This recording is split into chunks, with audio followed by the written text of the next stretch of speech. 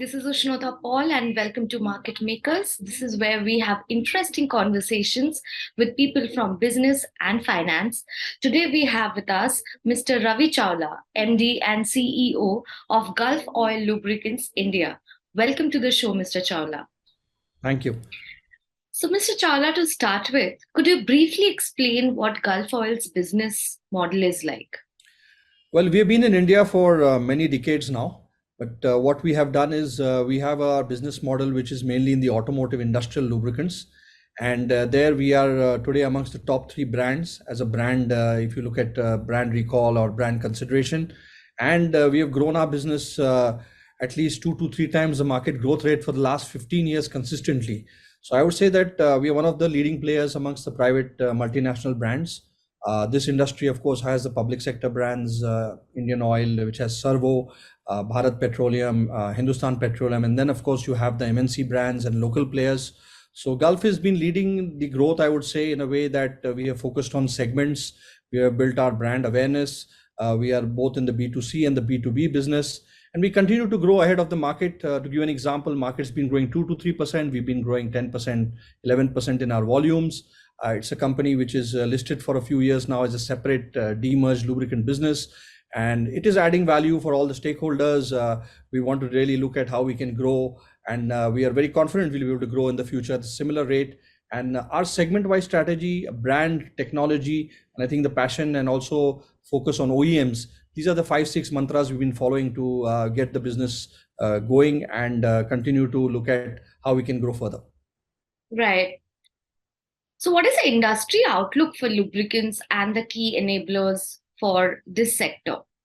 Well, very interesting question, because when everybody talks about the coming of electric vehicles, which will not have engine oil, we are, whatever data we have, and we have got experts like Klein who also look at global lubricant markets, the growth of the automotive industry and the overall industry that is happening in India will continue.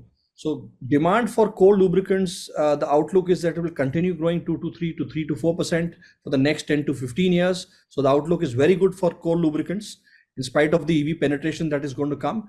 And that's where India, being the third largest lubricant market, is an exciting place to be. A lot of competition is there in this market, like many other industries, but robust growth is going to be there in terms of the industry. While the industry can grow more because lubricants are getting better quality, they get used much longer. That is why the growth is 3 to 4% in the future. But this growth is intact, and the outlook is also for us as a company. We want to grow in our segments where we are present and increase our market share, because we see large potential to do that. And given our brand strength, we can further increase our sales by increasing distribution touch points. So really for us, a good industry. And definitely with electric vehicles coming, there will be some penetration in segments like buses, three-wheelers, scooters, but the rest of the industry, I would say 75 to 80% will not get impacted by what is going to happen in the electric vehicle penetration. Right. If you can specify a little, what is the impact of EV on the lubricant sector? At the moment, there is not much impact, because, as you know, EVs are coming in various segments. So there's even, I would say, less than percentage impact on the lubricants volume. But as we look at the penetration of buses going in with EV and three-wheelers, and then, as I mentioned, scooters and cars, definitely we would say that next 5 to 6 years you will see probably double-digit penetration in some segments. So we don't see the volumes impacting that much in the next 4-5 years. And of course, after that, we see some overlap of the EV coming in. But as I mentioned, the penetration of current vehicles is so low. With the India growing, infrastructure growing, the penetration of bikes, cars, commercial vehicle requirement will continue to grow. So I would say side by side, you would see both these demand for EVs and lubricants continuing to grow in a healthy manner. Right. The government of India has committed to invest big in the infrastructure sector. So how will this help the lubricant industry and Gulf Oil? Well, as India is being built, the roads, all the various connectivity that is there, ports to roads and highways, you will see that the demand for construction equipments are going to go up, which is where we supply 6 to 7% of our lubricant. So that is a good sign for us with the investments. Even in the budget recently, it's about more than 33% increase in infrastructure. And As India grows with roads, there's more connectivity, so more people will buy vehicles, even if it is, metros are coming up, but you'll have from metros to the various points. So both commercial movement of goods, movement of people, agriculture, industry, all these are going to consume lubricants. So as the GDP grows and India becomes a super, powerful economy as a developing country, and now going to a, powerful developing country, I think the demand for lubricants is going to grow. Just to give an example, penetration in the rural areas of vehicles is going to go up, and the connectivity goes up. Commercial movement of goods is going to continue. So all these things, whether you talk about, now a lot of e-commerce happening, the goods have to move around. So all the vehicles will require lubricants. So definitely, I think it augurs well for the demand for lubricants. And we have seen that. So if GDP is around 6-7%, normally lubricant demand is 3-4%. So as GDP grows, this will continue in terms of the demand for core lubricants. Right. And how will Gulf Oil sustain the 3x growth compared to the industry going forward? Yeah, so very interestingly, we have since the last 15 years adopted a segment-wise strategy. We go for segments which we think are growing, like new generation commercial vehicle oils, lubricants. We go for motorcycle, tractor, infrastructure. So we have chosen our segments where we think we can win. We're very happy to share that in 2 segments, we have actually got a very good market share now, which are mainly commercial vehicle, oils and motorcycle. We've got about 7 to 8 to 9% share in these segments. Other segments, we are still below our average of 5 to 6%. So we see geographical potential, we see B2B potential, and we see that we can definitely grow our, for example, passenger car, our market share is hardly 4-5%.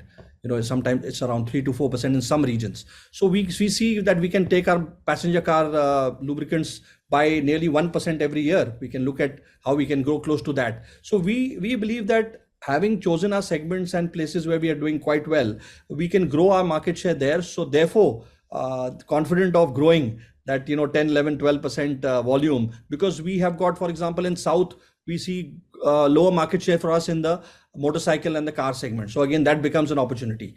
Our brand has become number 3, number 2 actually in terms of the statistics that we have. So we want to increase our touch points in the retail. So we are increasing our touch points. So all this is adding to market share and growth. Right.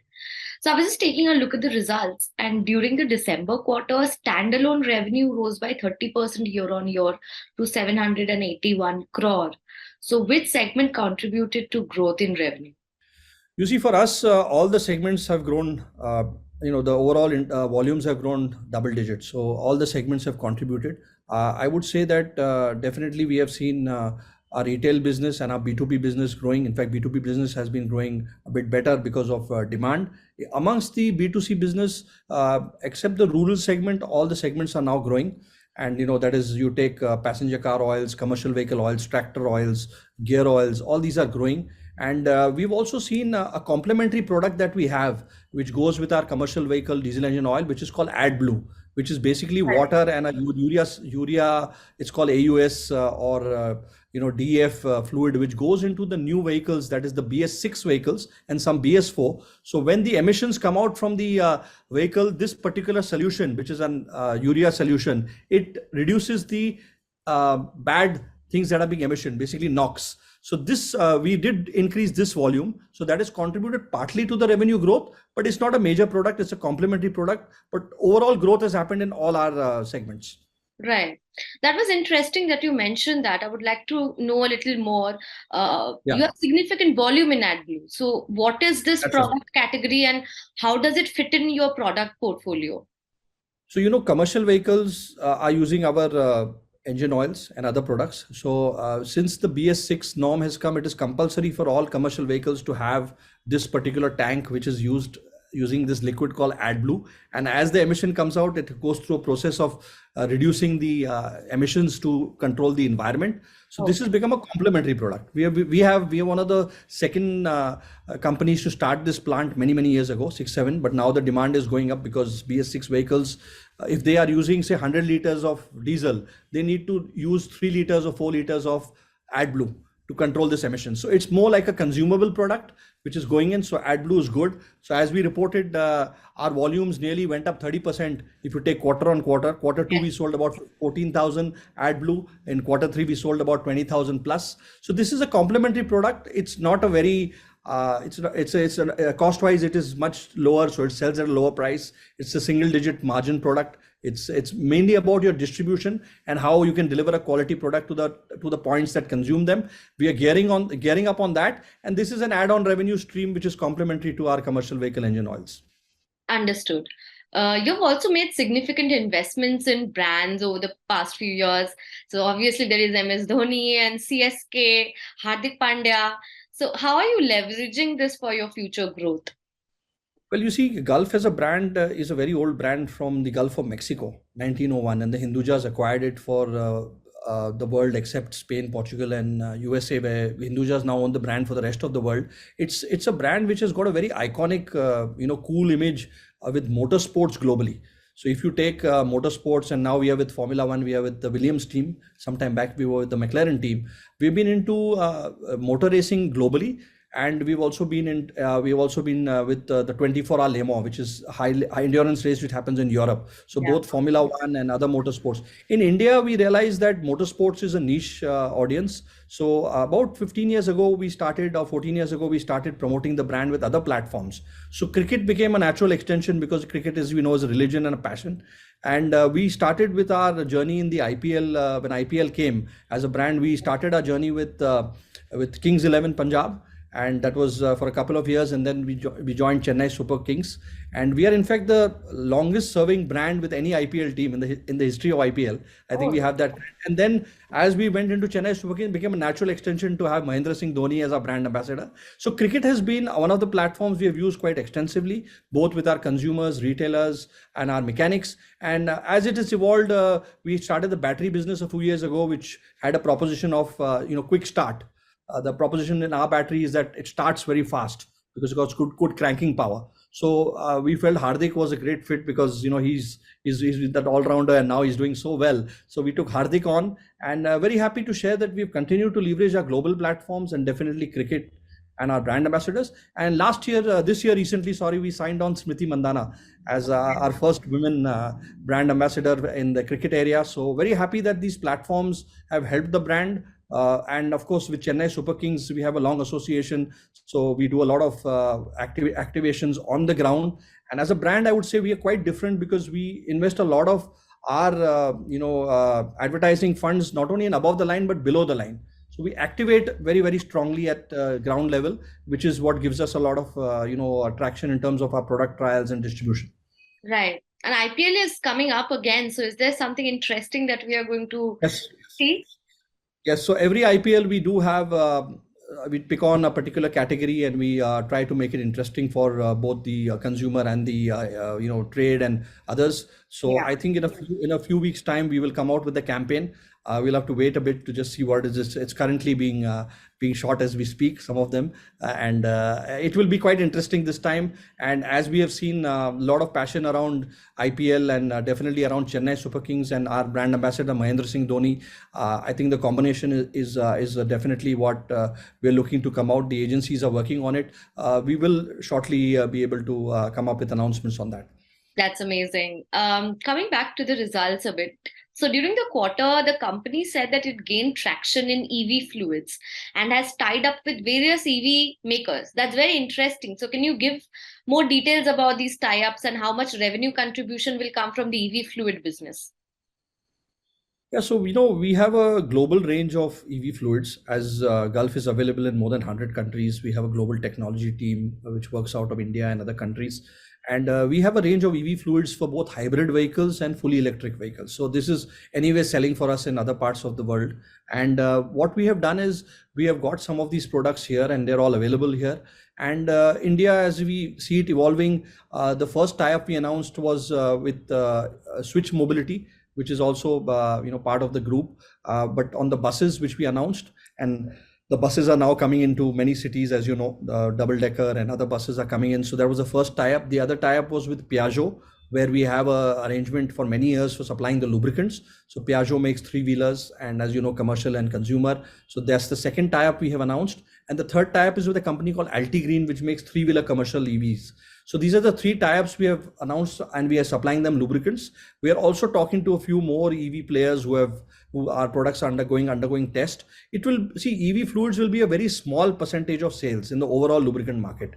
So as EVs go up, I would say that it would be a very single digit volume for everybody, not only Gulf, but everybody. So EV fluids is in a very early stage. As the EV fluids, as EV vehicles come in, you need to understand EV vehicles will not have engine oil. So they will use the transmission oil, the coolants, the brake fluids and greases. So usage will be less, and it will continue to be low single digit in terms of the composition overall. Right. Speaking a little more in about EVs, how are you getting future ready in terms of EV, and what is the potential according to you? Well, as you know, this space is a very fast developing pace, both with the government initiatives and, as you have seen, so many players coming in, the legacy players and the new players. We believe that Gulf as a brand, and to give you a simple example, in the two-wheeler segment, we have a very strong brand called Gulf Pride, which, with all the things we spoke about earlier, the segment-wise approach, the brand building, we have now got a good position of this brand. And not only that brand, Gulf Pride, but Gulf as a brand is known in the automotive space, in the lubricants area. So how can we leverage our brand, our distribution touch points? To give you an example, we have got garages where we supply our lubricant. Now, 8,000 of these garages are branded Gulf Bike Stop and Car Stop. So they're selling our products majorly. I would say most of them sell our product, and that's how they have a tie-up with us. So these are the touch points. Plus, we have a set of OEMs and dealerships and a lot of touch points. In the battery business, we have 12,000 outlets. In the normal retail, we have 80,000 outlets. So all these outlets, the brand, the distribution, the relationship with OEM, how can we leverage it when the EV is coming into the country? So that is where we want to really look at. We have done a study where we were looking at which parts of the value chain we can be. Globally and in India, we have invested in a car charging company called Indra in the UK, which has close to 10% market share. So these car chargers we have tested in India, and we are seeing how we localize and make them. We've also invested in a software as a service company in India called Electrify. That's the brand they have. So we are looking at similar tie-ups where we can leverage our brand distribution and our relationships. Right. Speaking about the quarter, how was the input cost pressure during this quarter, and what steps are you taking to overcome them? Well, the challenge in today's market is to manage the margin and to manage the growth. So we spend a lot of time with the margin management, and what we have seen last year is an unprecedented increase in costs for many reasons. One is our base oil, which comes as a derivative of crude. We saw that going up, and we saw the additives and other components also going up. We buy it from global suppliers, even our base oil. So there is a foreign exchange element which comes into it. So when you saw all these going up, definitely there were increases. So we have had close to 30-40% increase last year, or in the last 18 months. But from September onwards, we have seen that stability has come in terms of the base oil cost. Foreign exchange, there was some impact, but most of the costs have now stabilized. So that is where you see there has been slight increase in our margin in the Q3 results. And once the mix improves and we see the stability of these costs, of course, we have to see what competition is going to do. And also in B2C, we pass on the prices, or we adjust the prices based on how the cost is. In B2B, it takes slightly longer with OEMs. There's a price variation clause. So it's a bit of a staggered, growth or leveling of the cost. But right now we are seeing that the costs are stable. So I don't think there'll be any further increase. We can only go into a better space from here. Hopefully we can all manage it with, there, and the foreign exchange is also steady. So our fingers are crossed that we can manage and try to improve margins going forward. Right. This is something that I think everyone would like to know, that what has been the impact of surging. The crude prices are surging. That is a known fact. So what has been the impact of surging crude oil prices in your margins? So margins, normally we have also touched margins of 14 to 16%. As an EBITDA margin, and now the margins last quarter were down to 11.5. So I think, and also what one must remember is the revenue has gone up. Because the revenue has gone up, the percentage is lower. So we are trying to maintain our margins, And if the revenue had not gone up, probably the margin would have been 12 to 14% band. So impact of this has been there, and we hopefully can get to the next level of margin, which for us would be a 12 to 14%. We'll have to obviously, we hope that the market allows us to do that, because obviously we have to compete and also continue to grow our market shares. So Yeah. yes, there has been an impact, and overall the B2C mix also gets impacted, because motorcycle oil and the rural demand, which is slightly tepid, I think that will pick up with the agri season. So if all these things go well, the margin should see an increase. Right. Given that you are a net cash rich company, how does Gulf Oil plan to utilize this going forward? Yeah, so I would say we are looking at the EV value chain where we can invest. Otherwise, we've been definitely giving dividend. We had a buyback last year. We had on our 25% plus premium to the market price. So I think a mix of rewarding shareholders, stakeholders, and also investing in future EV related areas. So I think this would be probably, and we generating cash every year. So therefore, definitely it's in the right question you asked. How do we intend to do it? Of course, the board will look at proposals, and as soon as we are clear with them, we'll be coming back to everybody and sharing. Right. What do you see as the bigger challenges facing the lubricant industry in India, and how are you addressing them? Well, I think the challenge is going to be on demand.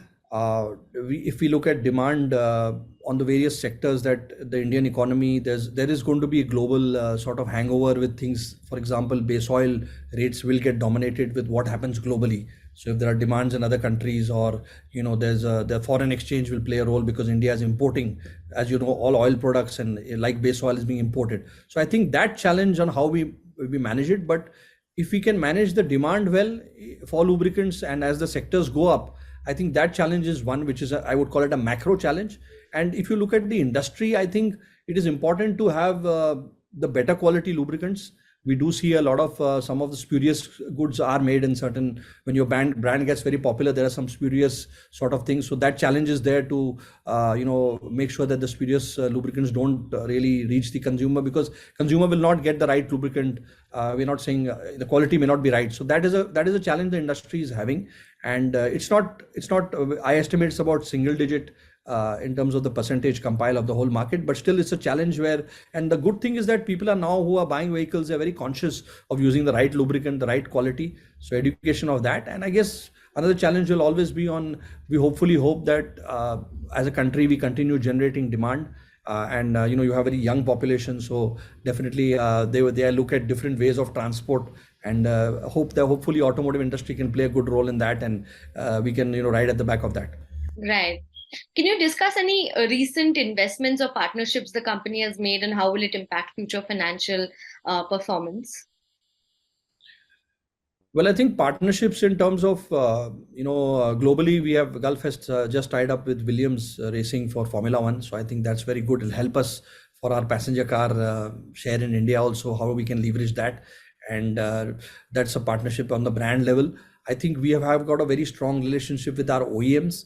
In 2007-8, I remember we had a couple of OEMs. Now we are very proud to have association with more than 30 OEMs, not only automotive OEMs, industrial OEMs, with construction equipment OEMs, and now EV OEMs, and so EV fluids. So I think relationship with the EV fluids, the new players, and of course traditional old players, we want to continue growing our partnership with them. We certainly have a unique position where we are able to grow with each and every of them. Having 35 OEMs is quite I think if you look at the industry, this is really something we are proud of, to have these associations, and these associations have endured over a period of time. So when you talk about partnerships, really that's one of our philosophies on partnership for growth. And these are the partnerships which are doing well. Well, I would say any partnership, any tie-up is all round. So these are some of the major partnerships I can remember. But we also looking at, we have got, we're looking at the EV value chain, where we've had partnership with now Indra, where we are strategic investor, and Electrify. So how we can take these two partnerships and also be part of the EV value chain is something we're looking forward to. That's great. Are you leveraging digitalization in any form?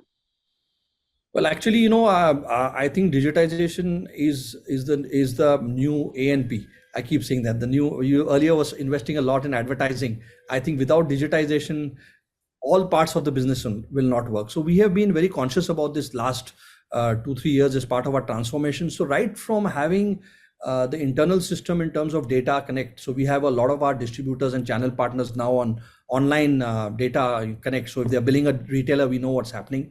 There are apps now where mechanics can scan our products, get some benefits, and also give a loyalty program. Our retailers can order now online tools.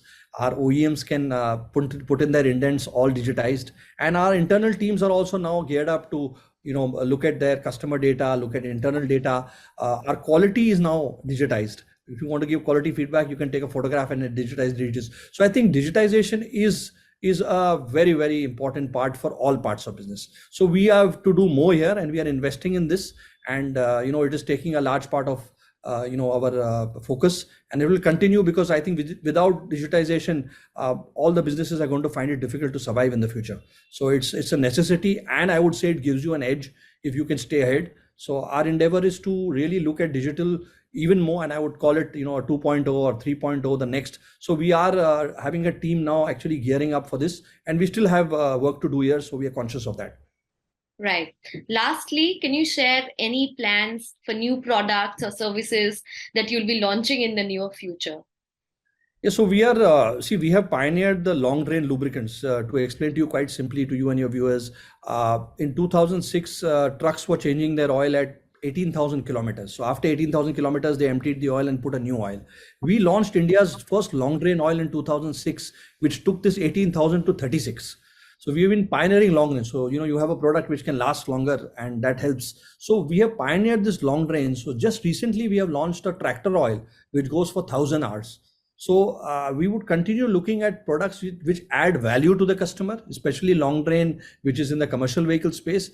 Other than that, the new products we want to bring in are definitely going to be in the synthetic lubricants. We are looking at industry. We are increasing our customer base in industry. So come up with better products like metalworking fluids. Looking at things that are coming in the EV space, where you would require specialized products. As EV is evolving, the electric and thermo and cooling properties of these lubricants need to be enhanced. So we have very strong partners who make additives, and other technology partners, and our own R&D in North Chennai is one of the best, I would say, in this part of the region in the world.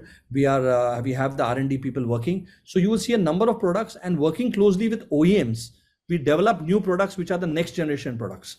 So a lot of work is being done there, and I can assure you and the viewers that we have always been ahead in terms of our quality and technology, and some of these products are exciting. In the battery business, two-wheeler, we are now planning to make these batteries locally in India. We do have imports. So two-wheeler batteries, these are lead acid VRLA, but this is just putting in a better product, which will also make sure that we are manufacturing more in India. Thank you so much, Mr. Chawla, for your time. I think this was a very enriching conversation. To our viewers, if you like this interview, don't forget to like, subscribe to Upstox for more such content. And thank you so much, Mr. Chawla, for coming on our show. Thank you. Hi. Investment in securities market are subject to market risks. Read all the related documents carefully before investing.